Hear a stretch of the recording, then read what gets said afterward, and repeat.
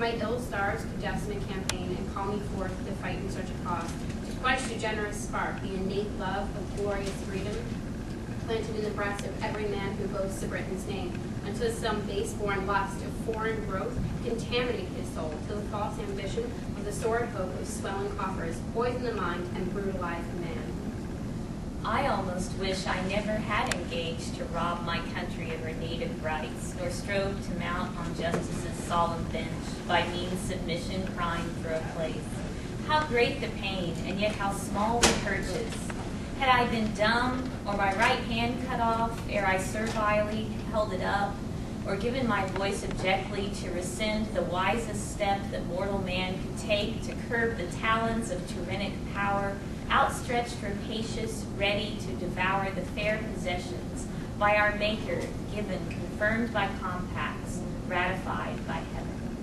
Look o'er the annals of our virtuous sires, and learn the story of Britannia's deeds, from Caesar's ravages to Hampden's fall, from the good Hampden down to the glorious Wolfe, whose soul took wing on Abraham's fatal plain, where the young hero fought Britannia's foes and vanquished Bourbon's dark, ferocious hosts, till the slaves trembled at a George's name. 'Twas love of freedom drew a Marlborough's sword. This glorious passion moved to Sidney's pen, and crowned with bays at Harrington and Locke. 'Tis freedom wreathed the garlands o'er their tombs. For her how oft the bleeding heroes fallen, with warm fluid gushing from their wounds, conveyed the purchase to their distant heirs. And I shall rashly draw my guilty sword, and dip its hungry hilt in the rich blood of the best subjects that a Brunswick boasts, and for no cause but that they nobly scorn to wear the fetters of his venal slaves. But swift time rolls, and on his rapid wheel bears the winged hours and the circling years, the cloud-capped morn, the dark wintry day, and the keen blasts of rough and glorious breath will soon have vanished, and an approaching spring opes with the fate of empires on her wing. This balancing of passions never will do, and by the scale which virtue holds to reason, weighing the business here he executes, doubting, deliberating, half resolved, to be the savior of a virtuous state, instead of guarding refugees and knaves, the buzzing reptiles that crawl around his board, and lick his hand for some delicious crumb, or painted plume to grace the guilty brow, stained with 10,000 falsities, trumped up to injure every good and virtuous name, who won't strike hands and be his country's foe. I'll hasten after and serve his soul, to die revenge and bloody resolutions, or the whole fabric falls on which we hang, and down the pit of infamy we plunge, without the spoils we long have hoped to reach. As Sylla passed, I marked his anxious brow. I feared his soul as with compassion moved for suffering virtue, wounded and betrayed. For freedom hunted down in this fair field, the only soil in these degenerate days in which the heavenly goddess can exist.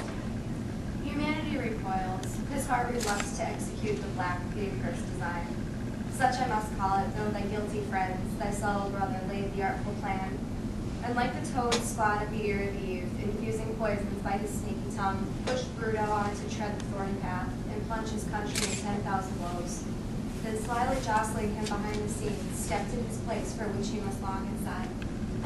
Yes, all allow he played a master game and dealt his cards with such peculiar skill that every dangler about the court, as you and I and all might well suppose, thought the chains fixed with which Bruno only clanked. But yet unless some speedy methods found to break the union and dissolve the bonds that bind this mighty continent so firm, their congresses, their covenants, and leagues, with their committees, working in each town with unrelenting vigilance and care, to back the evil mechanism of all state rogues who peck out the land, if not broke up, will ruin all at last. Amidst the many scribblers of the age, can none be found to set their schemes afloat, to sow dissension and distrust abroad, sap that cement that bears down all before it, and makes America a match for all the hostile powers that proud Europe boasts. Not all the swarms of prostituted pens or hireling smatters scribbling for gain, from the first pension on the northern list to the bigot priests who write from southern shores, with all their phantoms, bugbears, threats, or smiles, will ever persuade them to renounce their claim to freedom, purchased with their father's blood. How various are the arts already tried, what pains unwary to write men to sleep, or rock them in a cradle of despair, to doze supinely till they should believe they neither eyes nor tongues or strength to move.